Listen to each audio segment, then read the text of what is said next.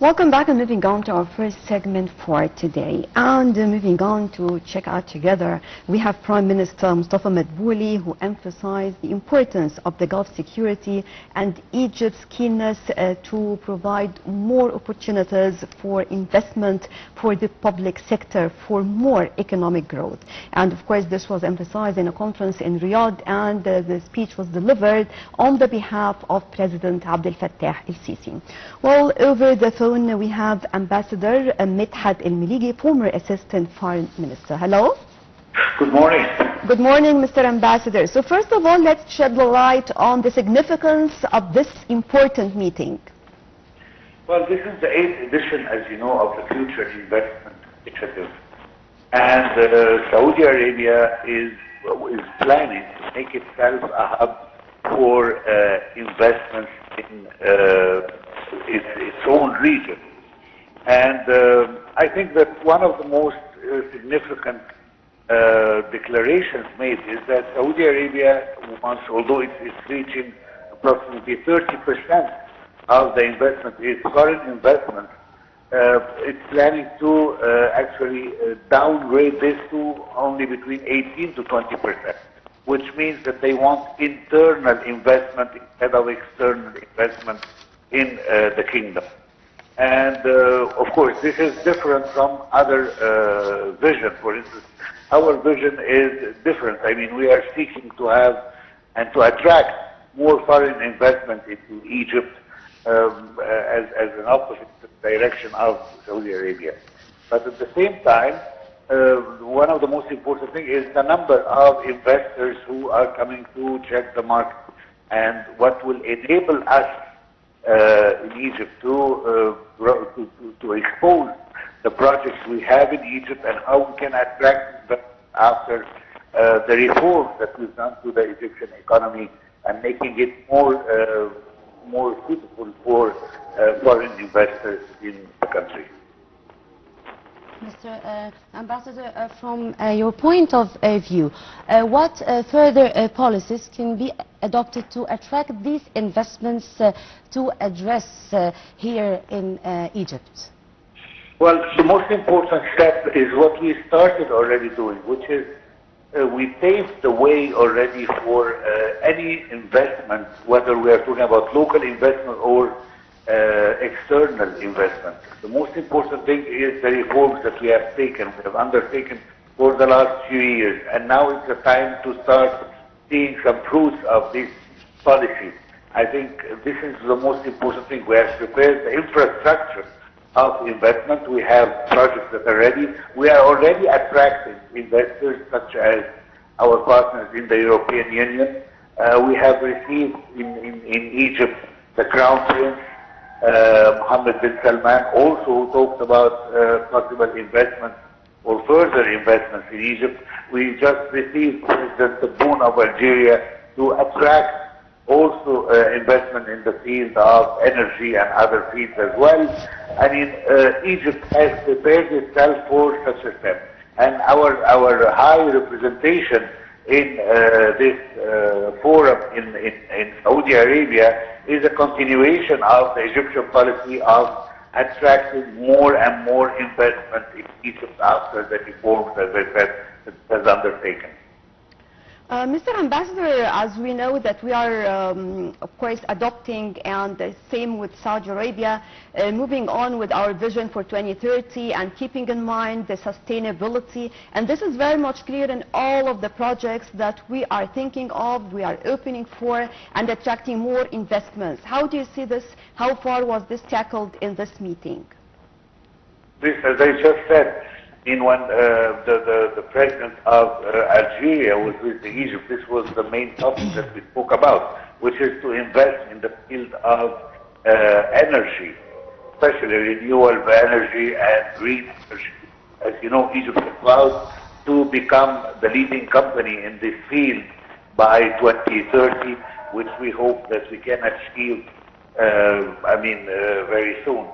But also, I mean, besides the fields of energy, there are other fields that needs to be invested in, such as in agriculture, in industry, and in various fields that are needed in Egypt.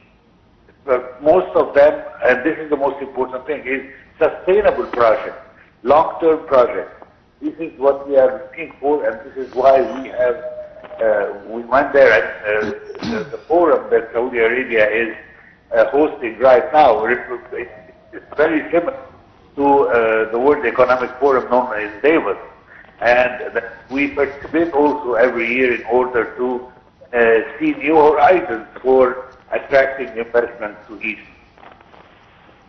Mr. Ambassador, adding to these questions, to what extent are the significant challenges facing the region, including the escalating tensions in the Middle East and the economic performance, and how to minimize these repercussions despite these challenges here in Egypt that we face? Well, this is the most important thing that you just mentioned now. We have been affected directly from the current conflict and the current, actually, genocide that is taking place in Gaza and in Palestine right now. I mean, one of the repercussions of this is what the Houthis are doing, for instance, to the ships that are going towards Israel, which made many companies refusing to use the canal throughway and using turn around whole Africa instead, in order to avoid any attacks by the Houthis, which actually affected the revenues of the Suez Canal from Egyptians for over 60%, which is a huge amount, knowing that it's the second source of foreign income in Egypt. So we have to move forward to try to find other alternatives to investment and to projects in Egypt. I mean, we can't just stand still and not and just continue suffering and bleeding from this conflict. But of course, that's why Egypt is implicated very much in trying to find a solution and trying to expose Israel and its bad intention to never stop the war. I mean, we just presented an initiative, a very simple initiative, which was a 2-day ceasefire. This was an Egyptian proposal, and I believe that the aim was just to expose Israel, and even with such a simple initiative, Israel refused it in order to continue its wars and genocide. And whether we're talking about Palestinians or Lebanese or the Syrians or the Iraqis or the Houthis, and they are present everywhere, not to mention Iran, who is part of the Middle East as well. So the conflict, the current conflict, is affecting the economy of the region, and Egypt is one of most affected countries in this region.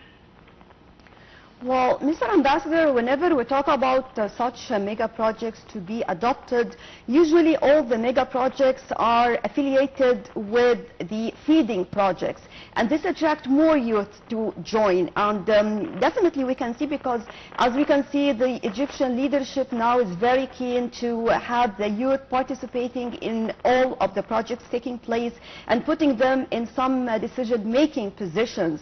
So how far can this will change in the future and add more job opportunities and open the way for more when it comes to the small and medium enterprises and the cooperation between both countries? Well, when you say both countries, do you mean between Egypt and Saudi Arabia? Yes. Well, actually, I mean, just recently, as I just mentioned in my last intervention, when we spoke about His Excellency, Royal Excellency, Crown Prince Mohammed bin Salman, when he visited Egypt. Egypt cannot just stop, as I said, bleeding. We have to look into the future. And Saudi Arabia is a country that wants to invest in successful projects. And this, when it comes to our role, that we are ready to attract those investments. We have good projects, we have fruitful projects, and we are exposing this, whether we are talking about the region of the Suez Canal and the projects that we want to have there, or in other fields in all over Egypt. And I think such a project or such a forum presented by Saudi Arabia, its aim is to find the best investment project that we can use its money to contribute in. And I think that that's why Egypt and the president himself is very much involved in making the land of Egypt and the projects in Egypt attractive to foreign investors. And this actually shows that the reforms that were made in Egypt, the economic reforms that were made in Egypt, were necessary in order to reach today a level where we can really attract projects. We wouldn't have received such a large delegation from the European Union if we were not ready to attract those investments. And so this Saudi Arabia, by the Crown Prince himself, when they visited Egypt and tried to see what are the fields in which they can invest. Having said that, the forum now where we participate in Riyadh is a forum that is dedicated to Saudi projects, how they can attract new investors. Let's not forget that His Excellency, our Prime Minister, has spoken several times about the presence of large Egyptian projects in Saudi Arabia. We also invest in Saudi Arabia, and we have various projects going on there that also can contribute to our currency income to the Egyptian economy. So the idea is to exchange projects and to exchange investment. The Saudis are here in Egypt, and also the Egyptians are in the kingdom building and helping to build its new era of development and growing in the field of economy. Okay, following our questions, Mr. Ambassador, in what way we can unify the exchange rate, granting the golden license for the investors here in Egypt?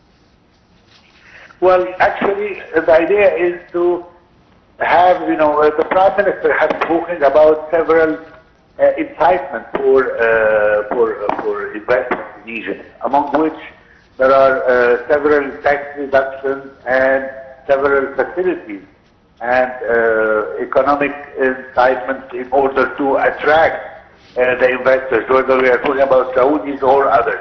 And this is the policy that is usually adopted by any country who is planning to attract investment, foreign investment. And I believe that if we go on this path and to facilitate the obtention of investment in Egypt, whether we are talking about reducing taxes or removing bureaucracy from our offices in order to make how to open a company or how to start a project much easier. This will be the right thing to do right now, to continue with the current reforms in order to reach the level where Egypt is becoming one, if not the most important attraction for foreign investment in the region. We believe we can do it. We are on the right path. We will continue our efforts despite the current tension and regional conflict posed by Israel, but we will have to continue in order to be able to have a better lifestyle for the 110 million Egyptians living on this land. So, Mr. Ambassador, on the conclusion, how do you see the strategic partnership between Egypt and Saudi Arabia? Well, I think we need another program to talk about this. I mean, the relations between the two countries are beyond the regular description of relations between brothers. I think that those are the main two pillars of the stability in the region. When we are talking about Saudi Arabia and Egypt, we are talking about the stability of the whole region. Let's not forget that despite all of this, Israel is still focused on trying to reach relations with Saudi Arabia, something that is not going to happen before, as the Crown Prince himself has declared, before the establishment of a Palestinian state. And Egypt on its side is helping to try to reach peace in the region. So both countries are completing each other's efforts in order to reach stability in the region. And without them, we cannot reach this kind of stability. When it comes to economic cooperation. I think that it has been long ago known that Saudi Arabia is the major contributor in the Egyptian economy from the Arab world, and we are hoping to make it even larger by and make the investment more efficient by proposing new projects and new incitements for investment for the Saudis and of course for others as well. But we are focused on Saudi Arabia since its main goal is to invest and have a good revenue on its money in Egypt, and I think we are capable of doing that. Ambassador Medhat Miligy, former Assistant Foreign Minister, thank you very much for joining us. And moving on to a quick break, then we'll be back.